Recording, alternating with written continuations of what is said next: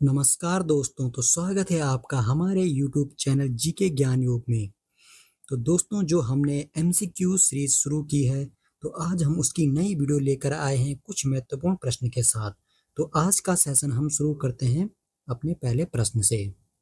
तो हमारा आज का जो पहला प्रश्न है वह है, उत्तराखंड राज्य के संदर्भ में निम्नलिखित कथनों में से सत्य कथन का चुनाव करते हुए उपयुक्त विकल्प चुनें। तो हमें बताना है कि कौन सा कथन सही है, कौन सा गलत है। उत्तराखंड की अवस्थिति वृद्ध हिमालय तथा गंगा के मैदान के मध्य है। इसका इसका अक्षांशीय विस्तार 28 डिग्री 43 से 31 डिग्री 27 उत्तरी अक्षांश है।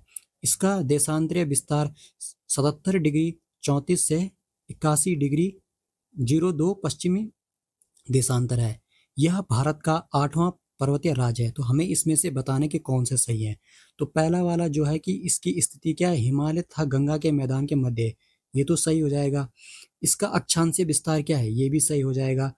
इसका देशांतरीय जो विस्तार है, यहाँ पे जो गलत है, यहाँ पे पश्चिमी की जगह क्या होना था, यहाँ पे पूर्वी होना था। यहाँ पे क्या होना था, पूर्वी देशांतर होना था।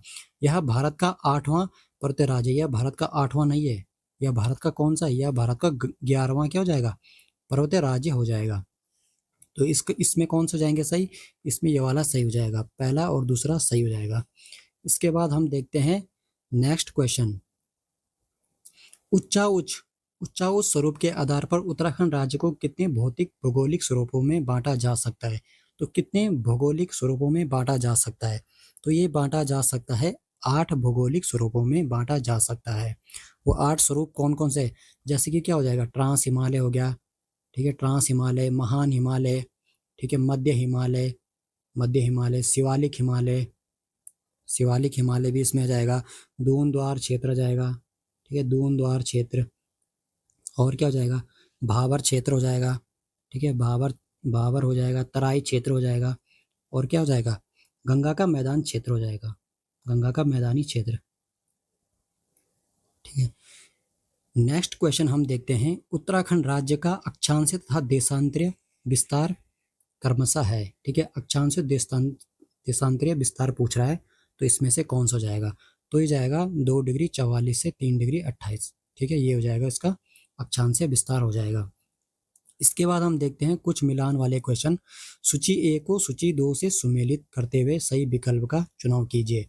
तो ये कुछ पर्वत देखें, इनके ये बताने की इनकी हाइट कितनी है। तो नंदा देवी की हाइट कितनी हो जाएगी, नंदा देवी की हो जाएगी है 7817 मीटर हो जाएगी, ठीक है। माणा की कितनी हो जाएगी, माणा हो जाएगा 72 माणा हो जाएगा 72 हो जाएगा माणा की ये। अब इसमें कामेत की कितनी हो जाएगी, कामेत हो जाएगा 7756 और बद्रीनाथ हो जाएगा 7140 मीटर, ठीक है। अब हम देखते हैं नेक्स्ट क्वेश्चन। जो हमारा नेक्स्ट प्रश्न है वह है, देवताल झील निम्नलिखित में से किस दर्रे में स्थित है, ठीक है। जो देवताल है वो किस दर्रे में स्थित है, तो ये हो जाएगा माणा दर्रे में स्थित है।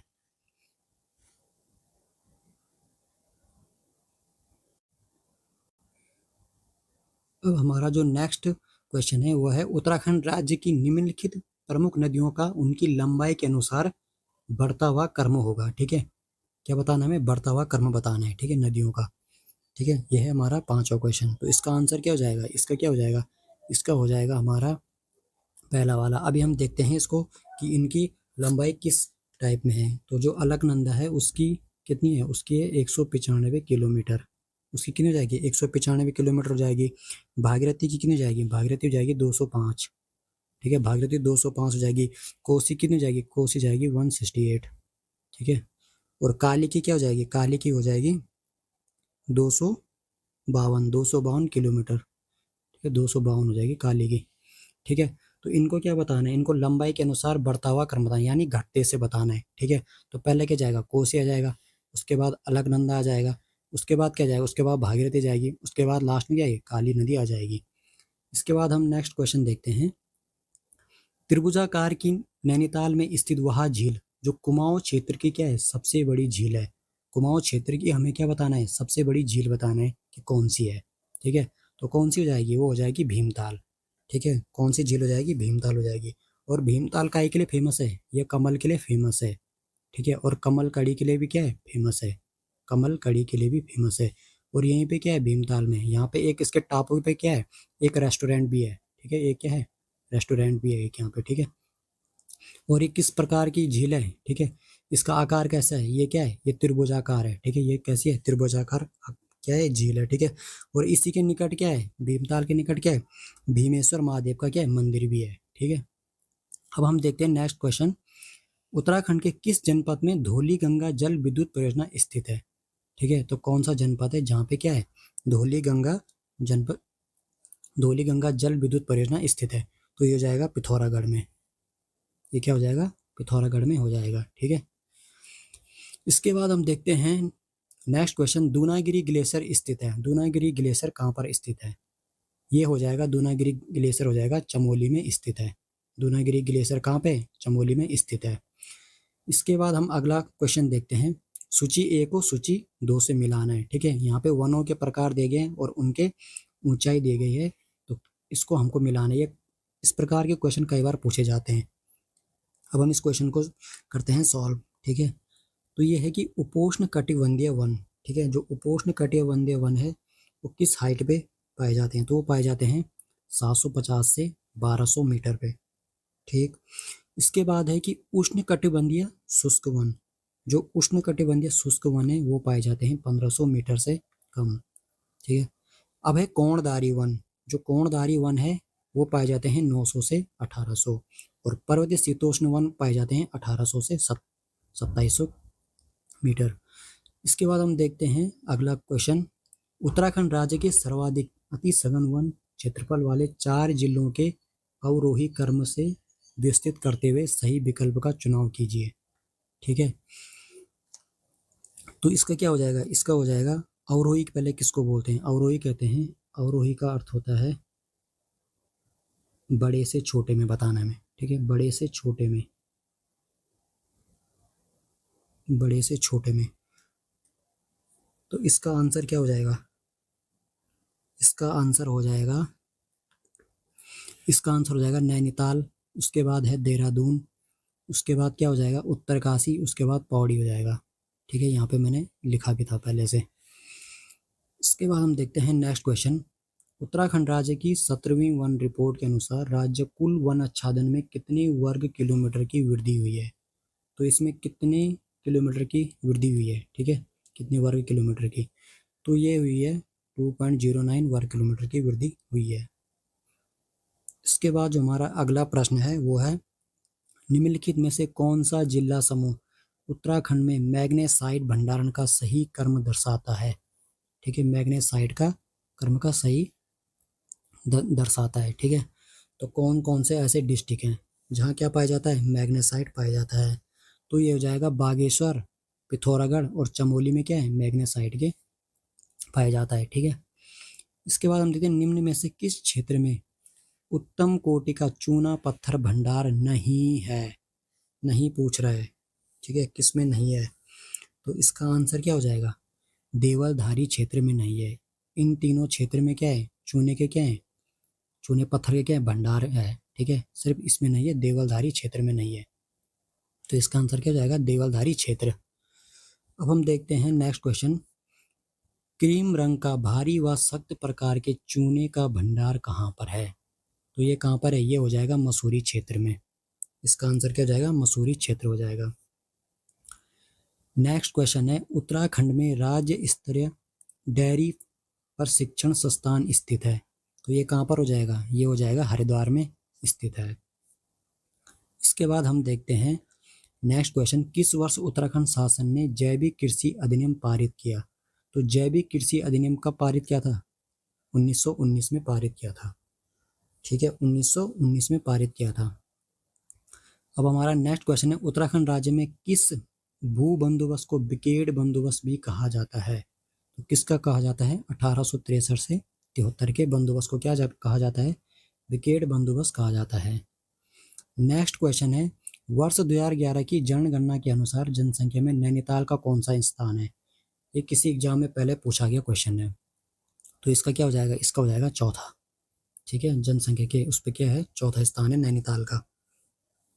इसके बाद हम नेक्स्ट क्वेश्चन देखते हैं। वर्ष 2011 के अनुसार निम्न में से किसमें जनसंख्या वृद्धि दर ऋणात्मक रही है? कौन सा ऐसा डिस्ट्रिक्ट है जिसकी क्या रही है, जनसंख्या वृद्धि दर क्या रही है, ऋणात्मक रही है?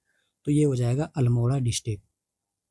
इसके बाद जो अगला क्वेश्चन है, भारत की जनगणना के अनुसार उत्तराखंड राज्य के किन जनपद में 2001-2011 के दौरान नकारात्मक जनसंख्या वृद्धि दर्ज की गई? तो कौन से ऐसे डिस्ट्रिक्ट हैं जिसमें क्या की गई, नकारात्मक जनसंख्या वृद्धि दर्ज की गई? तो इसका आंसर हो जाएगा पौड़ी, गढ़वाल तथा अल्मोड़ा में क्या हुई, नकारात्मक जनसंख्या वृद्धि दर्ज की गई। इसके बाद जो हमारा अगला क्वेश्चन है, निम्नलिखित में से कौन सी जनजाति भूमियाल देवता की पूजा करती है?